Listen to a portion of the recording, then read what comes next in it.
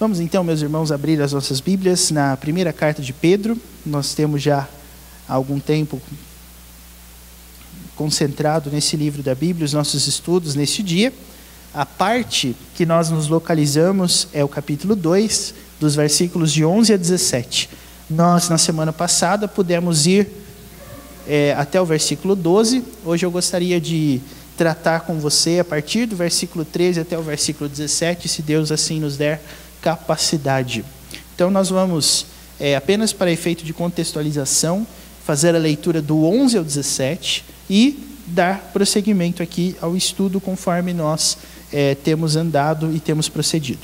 Então eu vou pedir para que você mais uma vez esteja acompanhando a leitura e enquanto você acompanha, nós também poderemos tomar conhecimento do que o texto nos diz. Primeira carta de Pedro, capítulo 2, versículos de 11 a 17.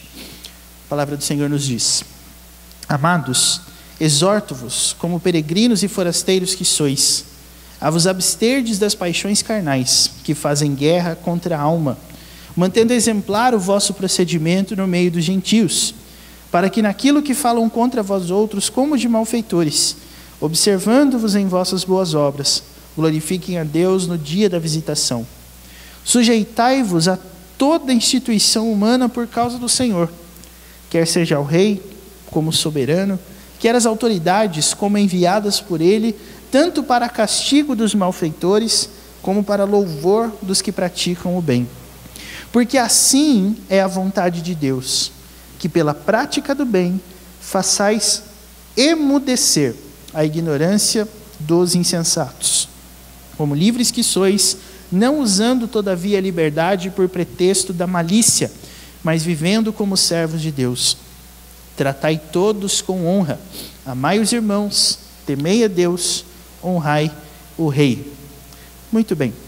Começando então, meus irmãos, o nosso estudo, vamos repetir o versículo 15, por favor? Todos aqueles que assim puderem fazer essa leitura novamente. Vamos lá? Porque assim é a vontade de Deus, que pela prática do bem façais emudecer a ignorância dos insensatos. Ok.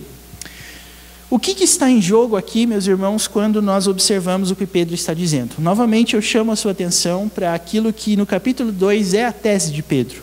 Tanto nos versículos de número 1, quanto nos versículos de número 11, nós temos o mesmo conselho. Qual conselho? O conselho de abster-se das paixões carnais, ok? Nós fazemos isso de duas formas, e é exatamente por isso que nós temos aqui o apóstolo Pedro tratando de assuntos como autoridades, governos, depois de tratar de um assunto que começa na parte interna do nosso ser. Novamente, para efeito de contextualização, se você se voltar para os versículos de 1 a 10, você vai perceber que a primeira forma de nós provarmos que estamos nos abstendo das paixões carnais é essa transformação interna do nosso ser que nos leva a desejar Cristo. Então, desejar Cristo não é simplesmente uma questão de vontade. Desejar Cristo é a prova de um coração que está sendo transformado por Deus. Se Ele não toma a iniciativa da salvação, nós por nós mesmos e nossas próprias forças não temos condição de desejar Cristo. Nós não ensinamos as pessoas a fazer isso, mas nós colocamos a nossa vida diante de Deus na perspectiva que Ele nos não vou dizer empurre ou impulsione, porque não é assim que funciona, mas a salvação é esse trabalho divino em nós, em nos fazer parecidos com Ele e transformando o nosso ser agora num ser que quer agradar a Deus. É uma obra interna. Agora, dizer que a salvação é uma obra interna não quer dizer que ela não pode ser vista exteriormente. E é exatamente para esse ponto que a partir do versículo 11 nós vemos Pedro se voltando.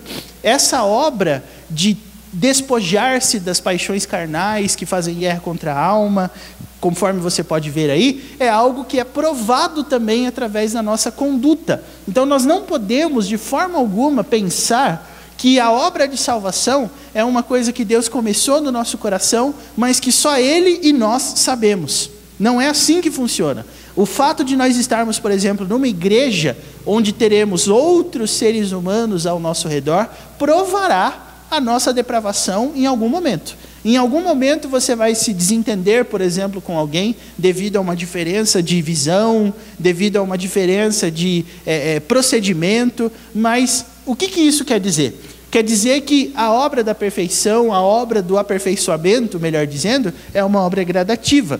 Mas, ao mesmo tempo, o fato de nós estarmos juntos é para que nós tenhamos condição de juntos, não só capacitar uns aos outros a fazer isso, como também a sermos todos nós a prova da ação de Deus em relação a este mundo.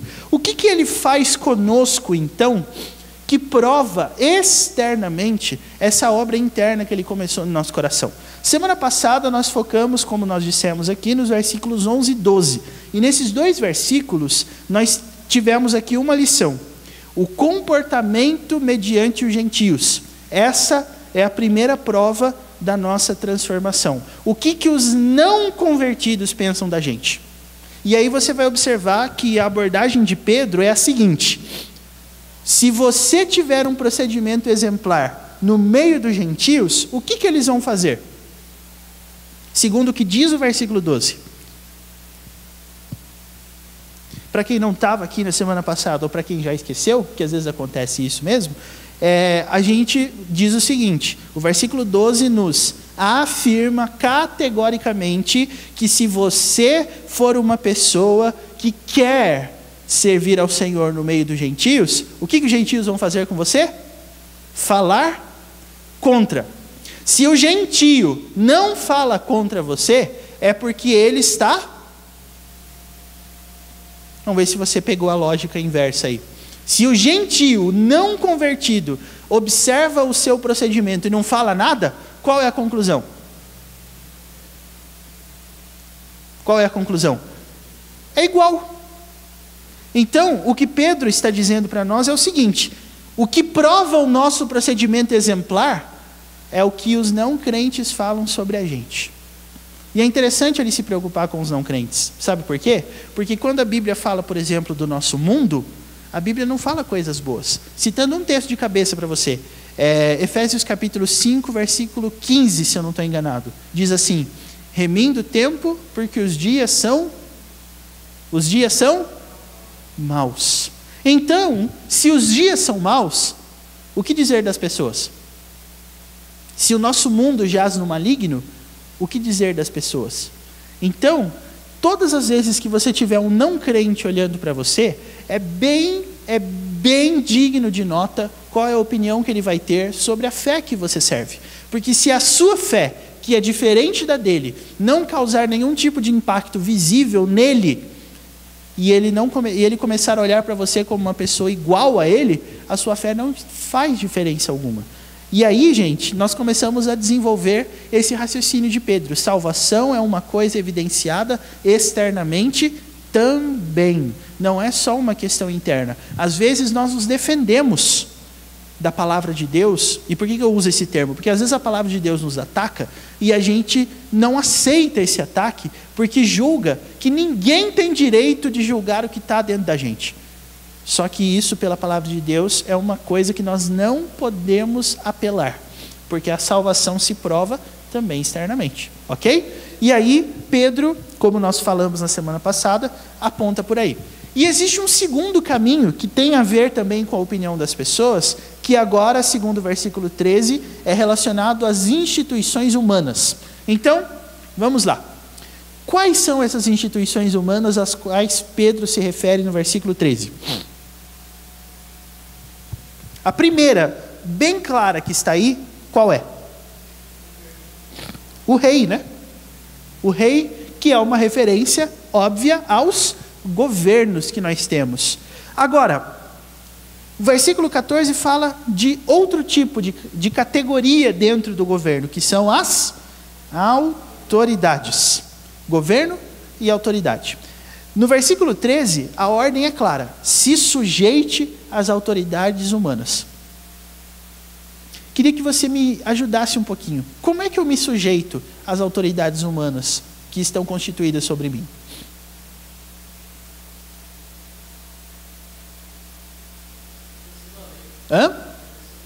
A leis, que mais? Precisa? Precisa. Pagamento de impostos. Que mais? Aí você pode pensar assim, para um pouquinho, mas eu estou na igreja. Eu vim aqui para ouvir a palavra de Deus. Por que o assunto é política? O que tem a ver uma coisa com a outra? Ora, tente achar um argumento plausível, textualmente, que faça Pedro falar de política quando o assunto é despojar-se das obras malignas que estão dentro do nosso coração. Sujeição às autoridades é uma forma de ser santo? Segundo o texto? Sim.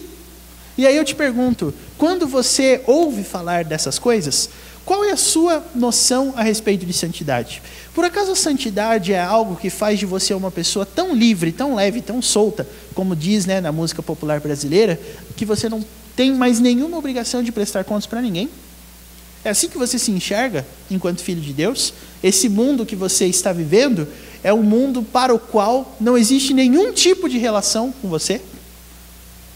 Então, só que algumas coisas que Pedro me faz pensar quando ele menciona essas coisas aqui, é que além de cidadãos dos céus, nós também somos cidadãos da terra. Nós estamos vivendo aqui, nós vivemos numa cidade, nós somos cidadãos e nós temos compromissos como cidadãos.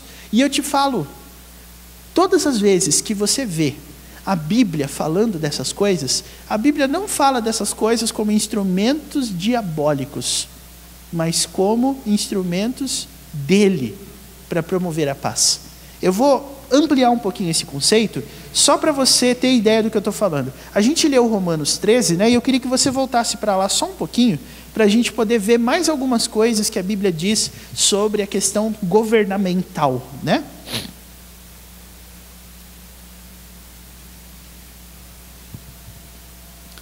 Vamos lá? Eu acredito que só os versículos 1 e 2 nos bastam para o momento. Então eu gostaria que vocês acompanhassem aí Romanos 13, 1 e 2. Se você não achou, não tem problema, é só você ouvir a leitura aí. Vamos lá? Diz assim: todo homem esteja sujeito às autoridades superiores.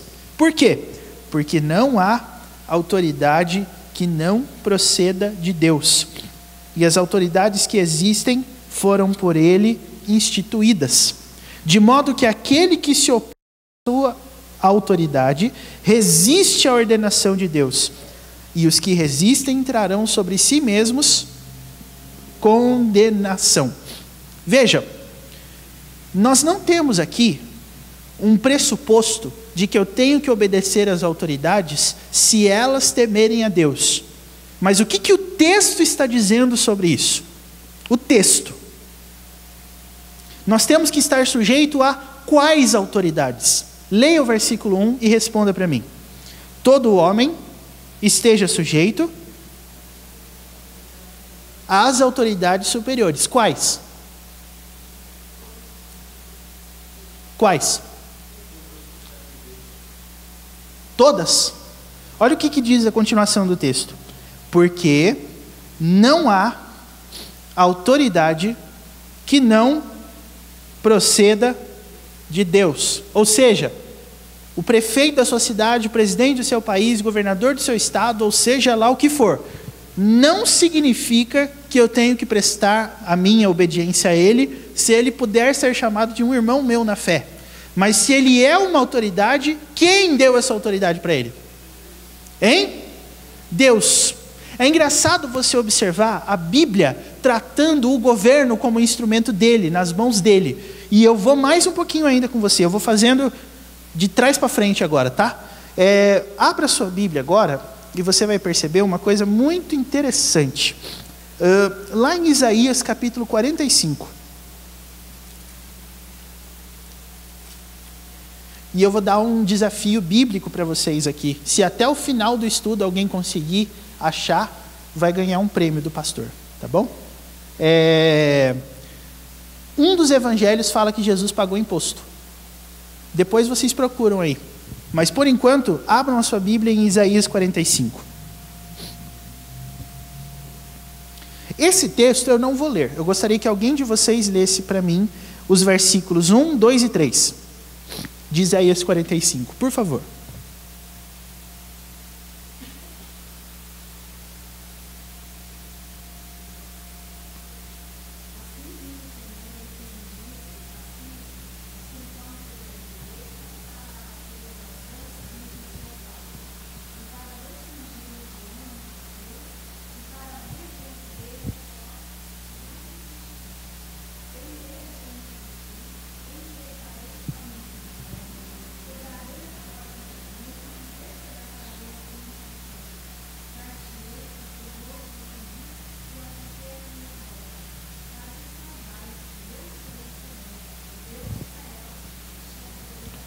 Muito bem.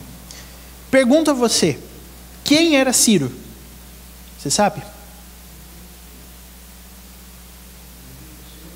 O texto chama Ciro de ungido do Senhor. E aí eu faço uma pergunta para você. Você sabe qual é a palavra hebraica usada, que foi traduzida como ungido aqui? Você sabe, não? Tem ideia? É uma palavrinha muito conhecida. Messias. Lá no hebraico está escrito isso. O Messias de Deus aqui é Ciro. O que significa Messias? Ungido ou enviado. Tá certo? É o mesmo título que Cristo no grego, é a mesma coisa. Mas enfim, quem era Ciro? Ciro era o imperador persa, que seria levantado por Deus para levar Israel cativo. Ou seja, para tirar Israel de onde ele estava e levar para uma outra terra distante. Apenas um dado curioso para você. 200 anos depois desse texto ser escrito, Ciro veio. Tá certo? O que nós temos aqui registrado diante de nós é 200 anos antes. Mas veja o que você encontra nesse texto aqui. Primeiro, o Senhor chama um rei estranho ao povo de Israel de ungido dele. Você não acha isso estranho? Segunda coisa que é interessante no texto. O mesmo versículo 1 diz o seguinte para nós: para que Deus tomaria o seu ungido pela mão direita? O versículo 1 responde para a gente, né? Para abater as nações ante a sua face, e para descingir os lombos dos reis, e para abrir diante dele as portas que não se fecharão. Ou seja, resume em uma palavra todas essas coisas aqui. Hã? Quase. É isso também, mas é a palavrinha que eu estou pensando que causa a devastação. Começa com G. Guerra. Sabe por quê, gente? Porque o que o texto está dizendo? Que Ciro seria instrumento de Deus para levar Israel cativo e ensinar para eles as consequências da desobediência. Deus usaria um rei estranho para ensinar uma lição para o povo dele. E ele comete aqui algo que é surpreendente para nós. Ele chama esse rei de ser ungido. Mais um versículo, eu falei que eu estava indo de trás para frente, né? Então agora vá para Provérbios. Vá lá para Provérbios, por favor.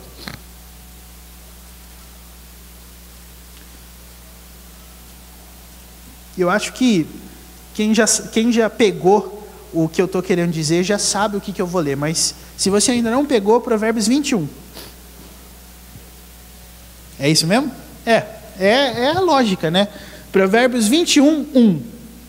Vamos ler todos juntos esse texto, por favor? Provérbios 21, capítulo 21, versículo 1. Vamos ler juntos? Vamos lá? Como ribeiros de águas, assim é o coração do rei na mão do Senhor. Este, segundo o seu querer, o inclina. Aí eu te pergunto, o coração de que rei está nas mãos do Senhor? Do rei crente? Ou de qualquer rei?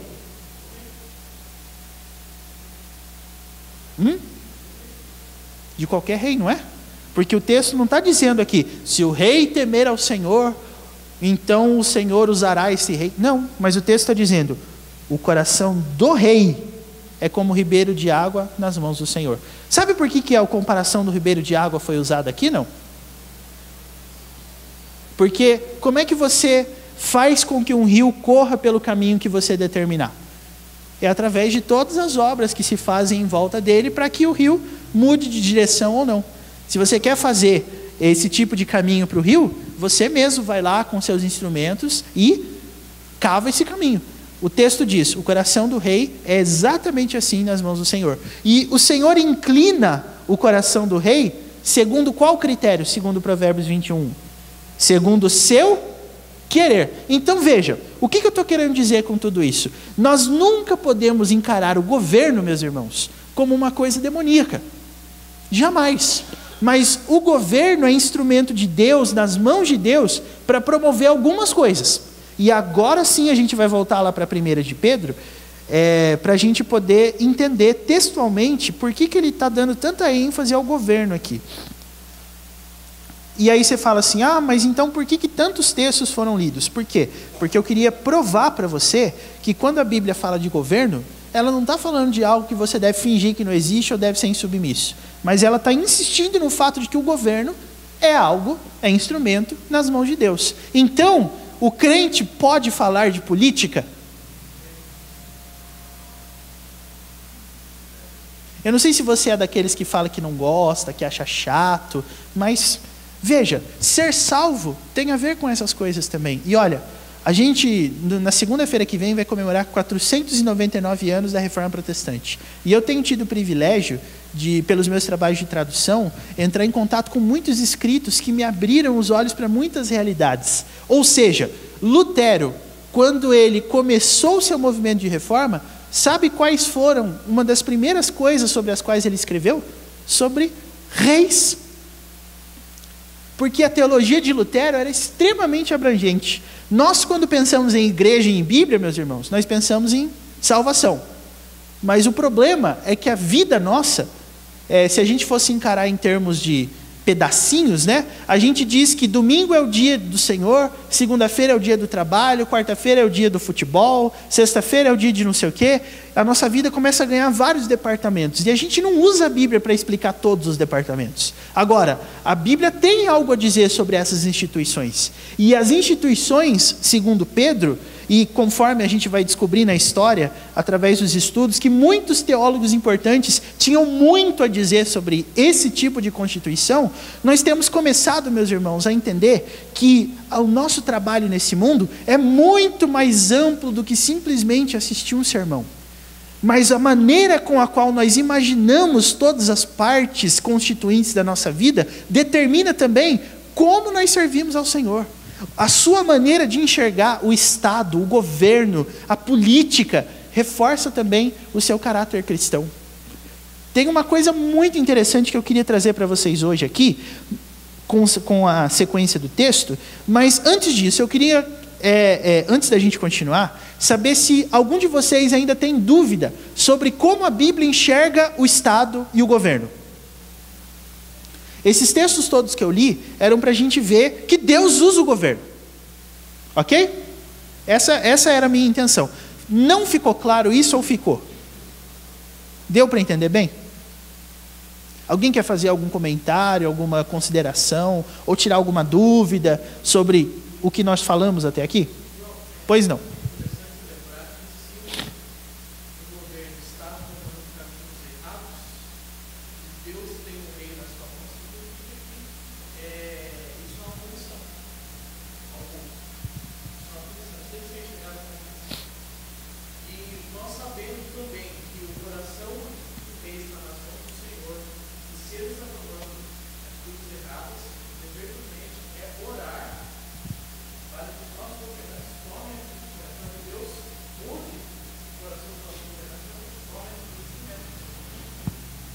Isso é um spoiler do finalzinho do estudo, mas não tem problema não. A gente vai, mas foi um comentário apropriado. Sim.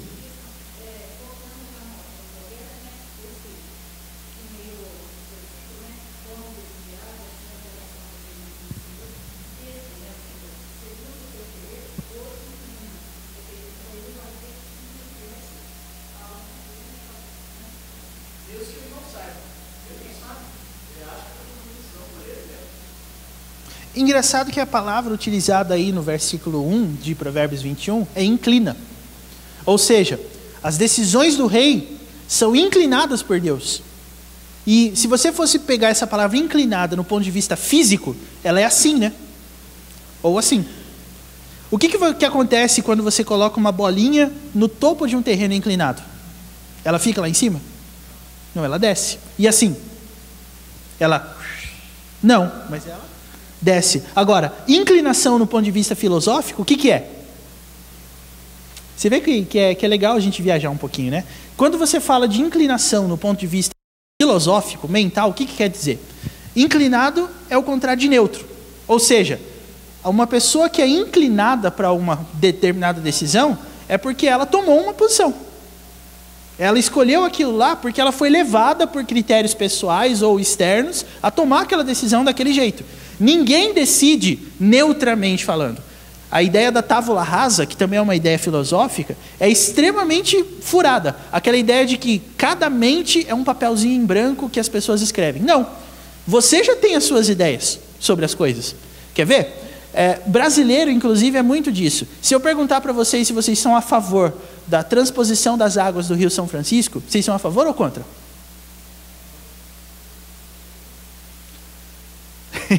Tem uns que vão falar, não, sou a favor. Mas aí eu te pergunto, o que é transposição das águas do Rio São Francisco? Não sei, mas eu não sou a favor desse negócio. Porque, imagina, é muito do brasileiro isso. Você é a favor ou contra a reforma política? O pessoal fala assim, não, a favor, sou muito a favor. Tem que mudar tudo os políticos mesmo. Gente, reforma política não tem nada a ver com isso. Reforma política é você mudar a estrutura dos partidos políticos no Congresso Nacional, aquela coisa de mudar o formato pelo qual um partido vai eleger os seus candidatos, porque quanto mais representação hoje na nossa lei eleitoral, quanto mais representação na Câmara dos Deputados, mais vagas no legislativo aquele partido tem. Então, se aquele partido teve 300 votos, mas tem maioria, ele ganha de um candidato de 600. Então, quando a gente fala de reforma política, a gente está falando assim, eu gostaria que esse lado mudasse. E aí a gente inventasse uma outra forma. Lá nos Estados Unidos, por exemplo, tem aquela questão do voto distrital. Já ouviram falar do que é isso? Os estados, são 50 estados lá, cada um deles tem um peso dentro da eleição final. Tem estados cuja eleição determina o resultado final, porque cada um deles tem um peso de importância na eleição do presidente. Então, aí alguns vão falar assim, mas isso não é democracia. Agora pense no Brasil, o que nós vivemos no Brasil é democracia? Pensa, a eleição passada, o presidente eleito teve 54 milhões de votos aproximadamente, né? Agora, o candidato que não foi eleito teve 51. Nós tivemos um país dividido pela metade, praticamente. 51, 49, 52, 48. É democracia? A democracia é poder popular, mas espera aí. Democracia, na verdade, é a maioria ganha. Pastor, o que isso tem a ver com a Bíblia? É interessante a gente viver numa tensão dessa, irmãos, porque quando a Bíblia fala sobre política, ela coloca o crente numa posição de sujeição. A sua sujeição à política do seu país é uma prova da sua santidade nos seguintes termos. Já que ninguém fez pergunta, eu vou continuar, tá bom? Veja só. Para que as autoridades servem no ponto de vista da Bíblia? O versículo 14 diz, as autoridades são, primeiro, enviadas por ele, Deus, e segundo, elas servem para castigo dos malfeitores, e terceiro, elas servem para louvor dos que praticam o bem. Mais uma vez, nós não estamos aqui fazendo juízo de valor quanto a se a autoridade é crente ou não é. Mas segundo a Bíblia, a autoridade tem essas 3 características. Ela é enviada por Deus, ela serve para punir os malfeitores e ela serve também para louvor dos que praticam o bem. E veja, o que é praticar o bem? Textualmente falando. O texto. O que o texto fala sobre praticar o bem? Versículo 11. Praticar o bem é vos absterdes das paixões carnais. Como é que eu quero dar testemunho de cristão se nas menores áreas da vida eu sou capaz de me corromper? Até em termos pífios. Se a gente fosse... Algumas pessoas definem corrupção assim. É você desviar milhões da saúde e colocar no bolso. Isso é corrupção? Mas é só isso que é corrupção? Corrupção também é viver de modo alheio às autoridades que estão constituídas sobre você. É você olhar para o seu prefeito, é você olhar para o seu governador, é você olhar para o seu presidente como pessoas quaisquer. A Bíblia diz que as coisas não funcionam bem assim. Porque as autoridades servem para esse triplo fim. E o versículo 15, meus irmãos, diz, assim é a vontade de Deus. O quê? Que pela prática do bem façais emudecer a ignorância dos insensatos. Então, se a gente fosse fazer um resumo até agora do que nós vimos aqui, qual seria o papel político do cristão? O servo de Deus tem que fazer o quê diante desse mundo? Ele tem que ser uma pessoa que se esforça para promover o quê? Versículo 15, a prática do bem. E quando nós fizermos isso, o que vai acontecer em sequência? O versículo 15 mesmo nos explica. Nós faremos emudecer a ignorância dos insensatos. Ou seja, nós vamos fazer os desobedientes ficarem quietos. Irmãos, isso tem implicações extremamente importantes para o nosso trabalho como igreja. Por quê? Porque eu não vou entrar aqui hoje, tá, naquele papo de se o crente deve ou não deve se envolver com a política. Pode ser prefeito, pode ser governador, presidente. Eu não vou entrar nesse papo hoje. Um dia a gente vai entrar. Mas hoje eu quero que você olhe para dentro desse texto e perceba qual é o seu papel na sociedade onde você vive. Qual é o seu papel? O seu papel é praticar o bem. Você deve ser uma pessoa que zela pelas coisas que são corretas. Agora, você que é filho de Deus entende que zelar pelas coisas corretas não é só numa perspectiva externa, mas é numa perspectiva também interna. Então comece a perceber por que hoje as pessoas não têm fé na igreja. Por que alguns chegam ao cúmulo de dizer que a igreja é uma instituição morta, falida, ou sei lá qual é o termo? Por que as pessoas chegam a dizer isso?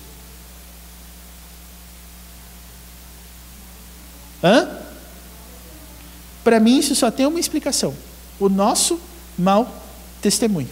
Só isso. Mais nada explica. E o nosso mau testemunho, meus irmãos, é em quê?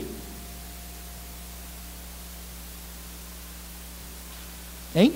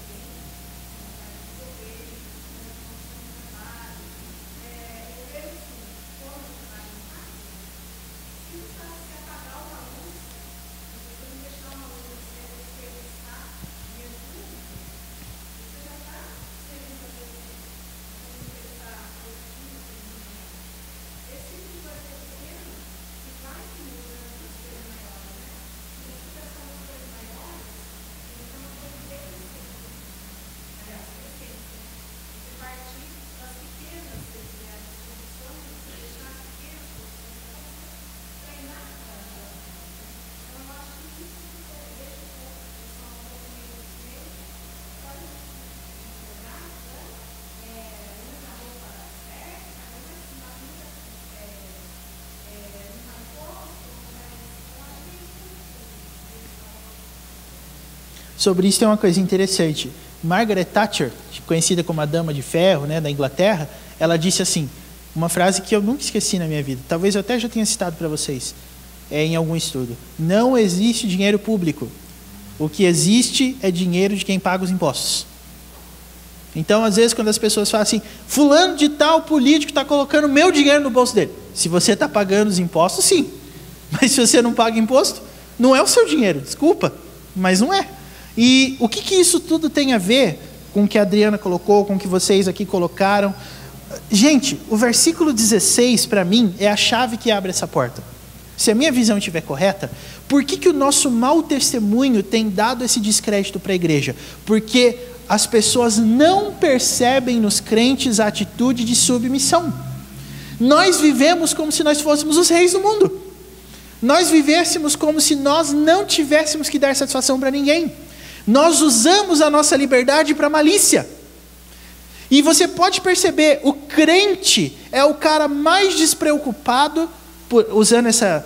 Quando eu quero dizer o crente, eu não estou falando o salvo, o eleito, o transformado, mas eu estou falando o membro de uma igreja, tá? O cara que faz parte de uma igreja se tornou a pessoa mais despreocupada do mundo com todas as coisas da vida dele.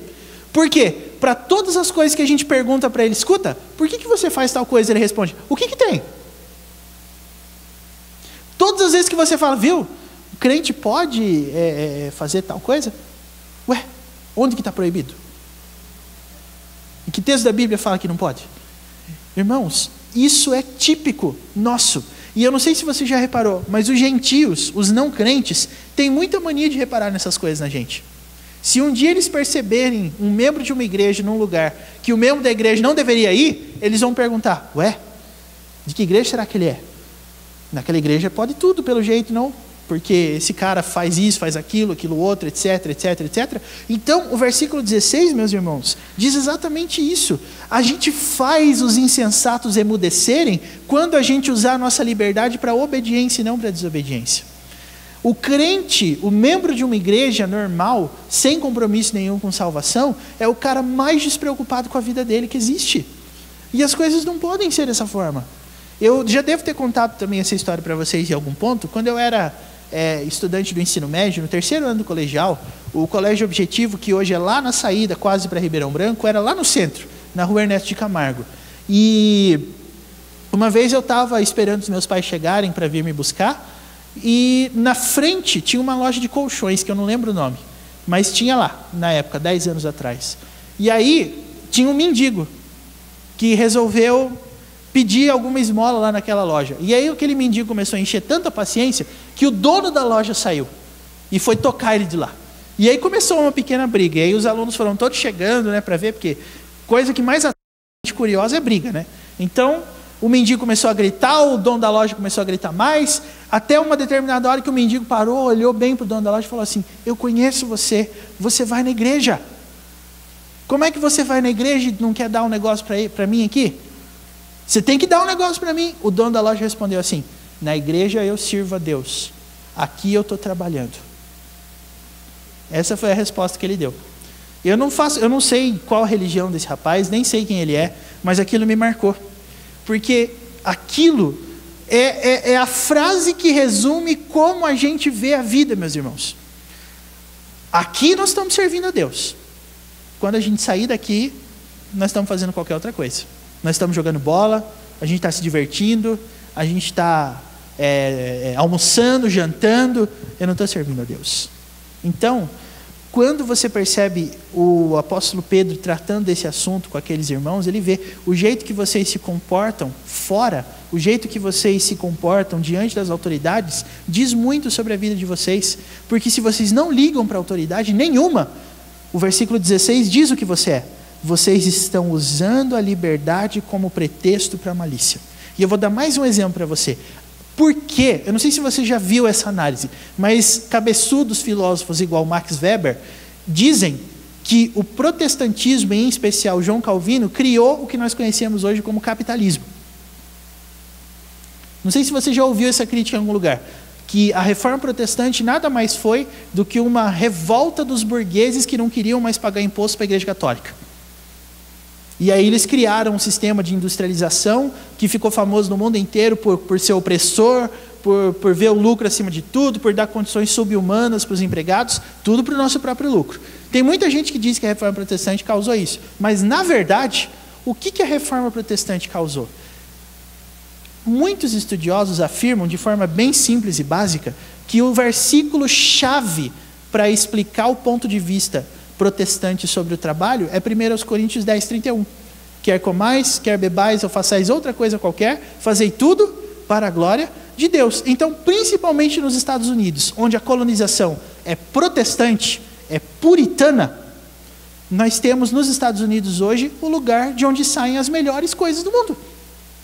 Porque desde cedo, desde a origem, eles são ensinados a empreender, a dedicar os seus esforços para inventar alguma coisa. Agora, quem não tem capacidade para inventar alguma coisa, compra o que já existe, que alguém criou. Irmãos, por que eu estou dizendo isso? Porque o jeito que é cultural lá do país deles é o jeito da reforma protestante. Eu sou o melhor porque eu faço o meu melhor para Deus. E principalmente aqui no Brasil. Você ou já foi, ou talvez o seu filho seja, ou você já conhece alguém que pensa assim, que 7 é 10, que 5 é 10 na escola? Eu não preciso tirar 10, eu preciso tirar 5. Eu não preciso saber tudo, eu preciso saber o que é necessário para passar.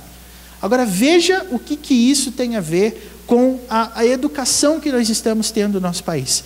As crianças hoje vão à escola e fazem prova, e elas aprendem o que vai cair na prova. Depois que passa a prova, elas esquecem o conteúdo. Vai chegar na faculdade. As pessoas entram na faculdade, fazem os trabalhos, e na hora de fazer o TCC, que seria uma contribuição sua para a sociedade, porque você está descobrindo alguma coisa que pode contribuir para melhorar em alguma parte do mundo, na verdade, o que você faz? Você junta um monte de livro, defende uma coisa que já existe, passa e conquista o seu diploma. E por que você vai, então, fazer faculdade? Porque eu vou ganhar dinheiro depois. Perceberam onde que eu estou querendo chegar com tudo isso? O que nós estamos fazendo com a nossa educação quando a gente relega simplesmente a educação como um mal necessário para ganhar dinheiro? Isso quer dizer o seguinte: se você descobrir uma forma de ganhar dinheiro que não precisa ir na escola, o que você vai fazer? Você vai abandonar a escola e vai trabalhar. E as pessoas até dizem assim: ué, Silvio Santos conseguiu? Né? Bill Gates conseguiu? Por que eu não posso conseguir? Steve Jobs fez, o cara que é responsável pela parte criativa da Apple, né, já falecido, ele conseguiu. Por que eu não posso conseguir? Irmãos, perceberam? É utilitarista.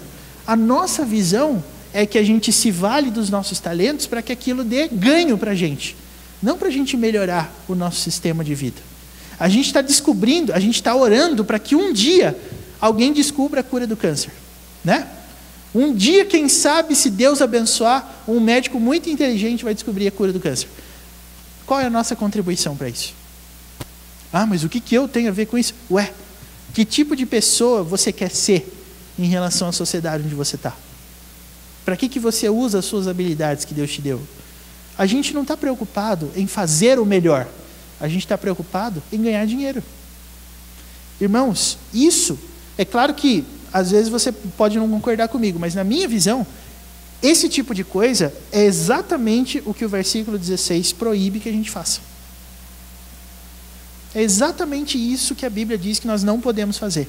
Por quê? Porque isso é usar da nossa liberdade para promover malícia, para promover egoísmo, para promover corrupção.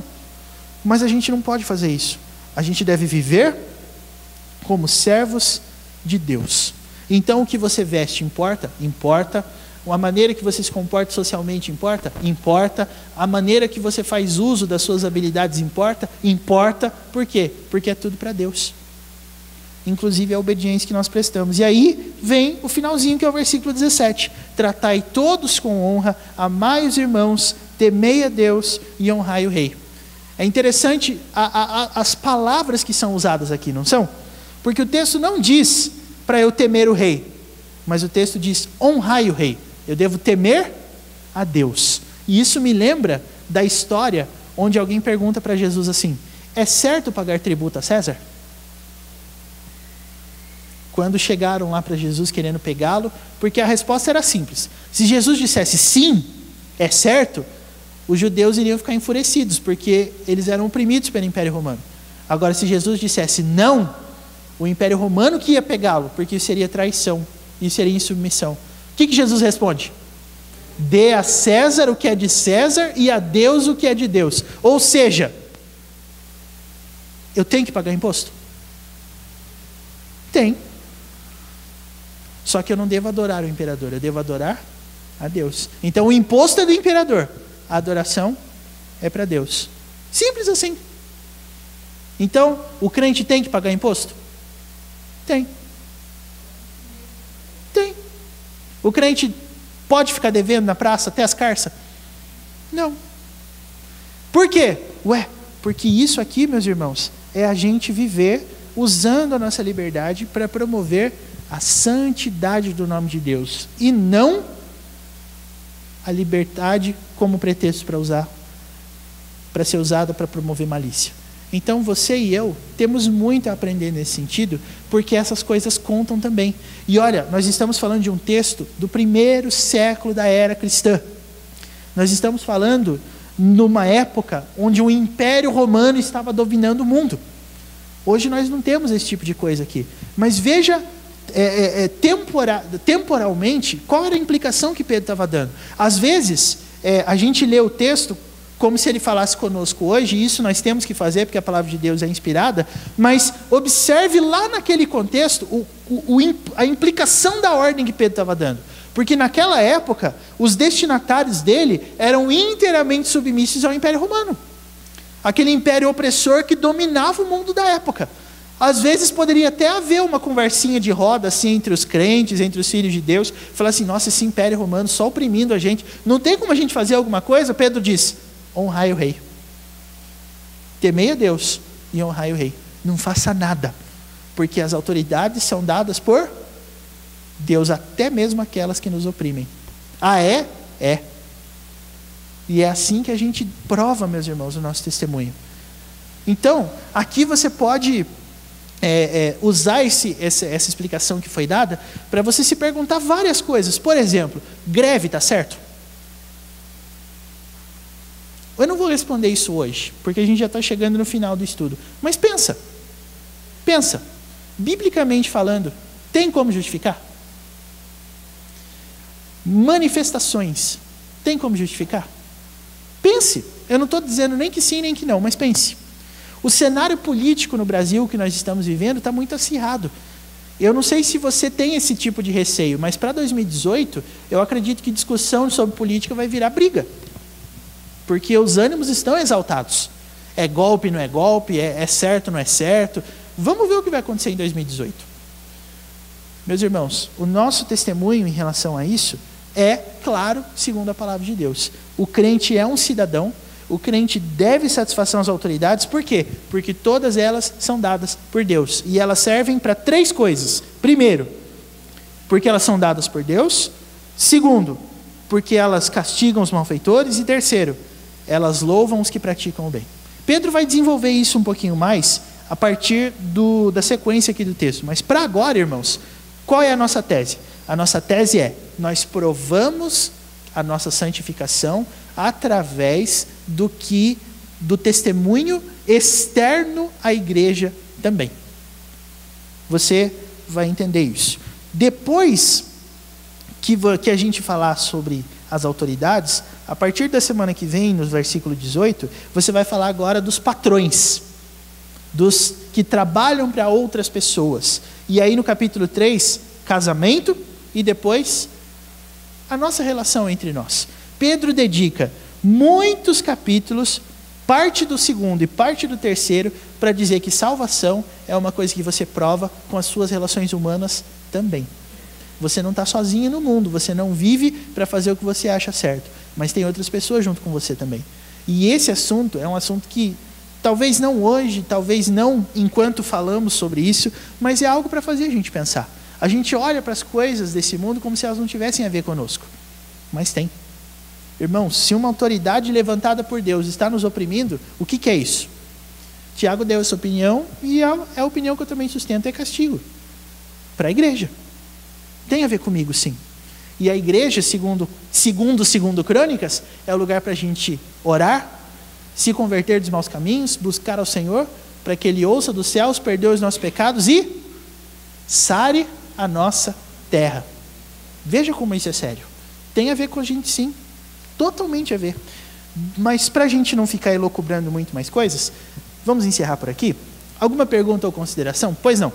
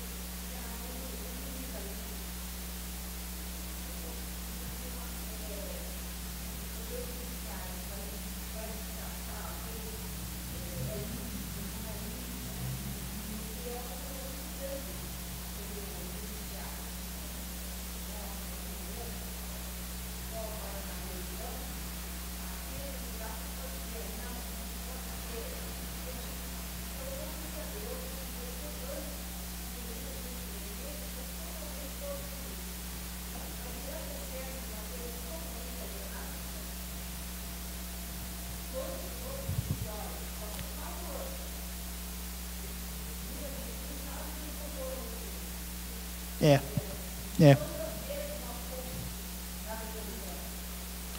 é. São coisas que a gente precisa pensar, porque a gente faz parte desse sistema aqui. A gente dá a nossa contribuição para ele, né?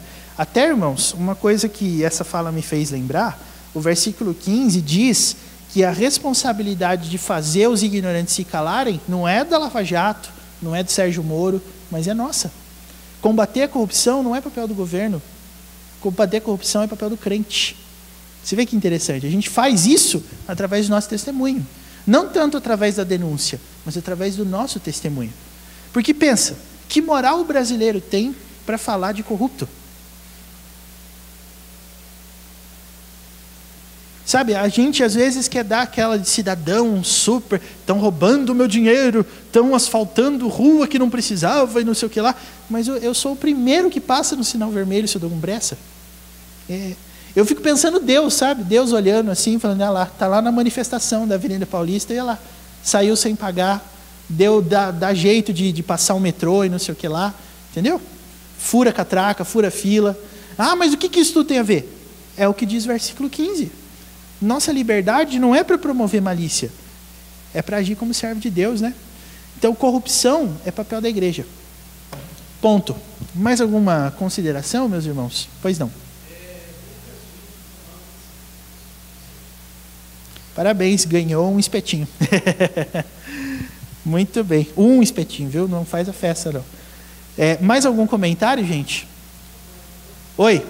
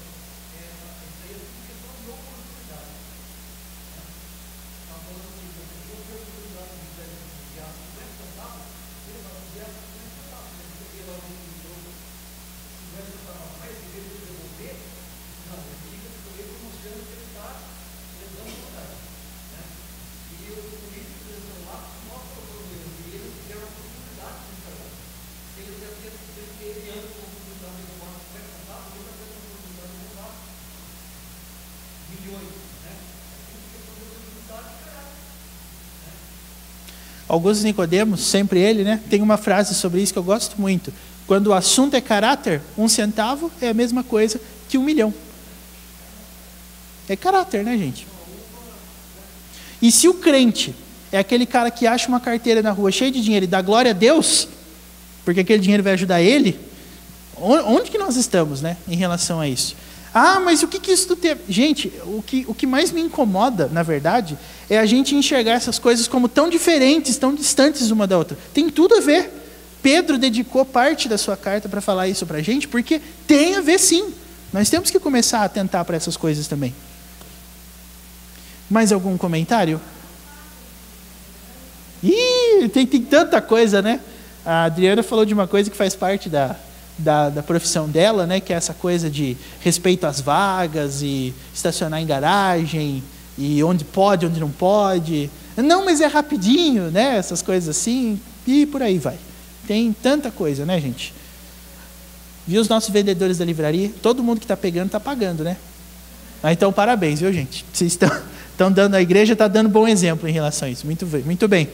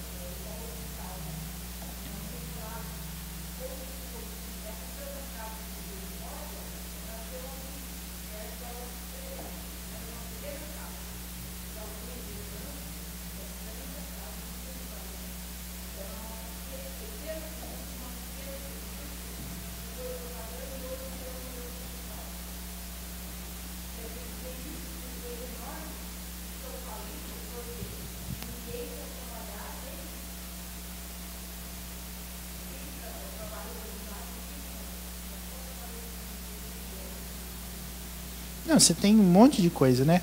E é assim, gente, a Bíblia nos ordena que o combate à corrupção é através do nosso testemunho, né? Não é tanto pela denúncia quanto pela transformação do nosso próprio ser. Versículo 15, nesse ponto, por isso que eu gosto muito dele. Ele é muito claro, ele diz que a gente emudece a ignorância dos adversários pelo nosso testemunho, pela nossa prática. Não é quando eu chego e falo para alguém, mas é na minha maneira de agir. E é exatamente assim que as coisas vão andando. Mais alguma coisa? Sim. Mais um espetinho, então. Isso, exatamente. Ó, então, já tem 2 espetinhos. E como inclusive está gravado, né? Não tem como fugir. É corrupção. Então, tá falado, né, gente? Muito bem. Então vamos acabar com essa coisa de promoção antes que... Por hoje chega. Vamos nos ficar de pé então, irmãos? Vamos orar? Encerrar o nosso estudo? Eu acredito que é apenas o início, tá, de uma discussão que a gente, se Deus permitir, vai continuar não só estimulando, como promovendo aqui entre nós, para a gente pensar mesmo. Tem muita coisa que a gente acha que não tem nada a ver, que está longe uma da outra, mas na verdade não é bem assim, não. Pela própria Bíblia, tá? Vamos orar? Agradecendo a Deus pelo nosso momento juntos. Querido Deus e Pai, mais uma vez nós te agradecemos e te adoramos pela oportunidade que tivemos de ouvir a Tua voz por meio da Tua palavra. E te louvamos também, Pai, porque esta palavra é a mesma palavra que nos leva a olhar para dentro de nós mesmos e entender que tantas coisas, ó Deus, características de uma vida de corrupção, ainda podem ser encontradas em nós. Ó Deus, quantas vezes, quando deveríamos dar testemunho de filho do Senhor, de pessoas que promovem o bem e a paz, estamos, na verdade, contribuindo para que a situação fique muito mais difícil do que ela já está.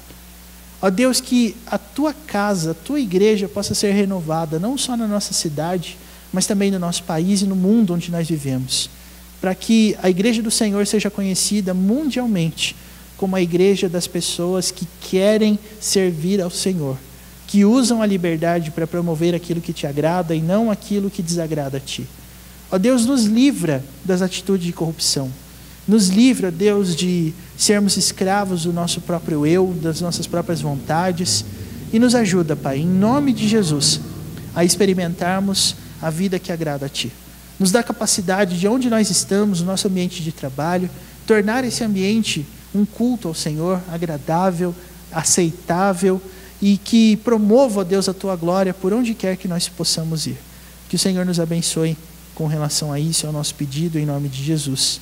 Amém. Irmãos, Deus os abençoe, uma boa noite para vocês e até nosso próximo encontro, se Deus quiser.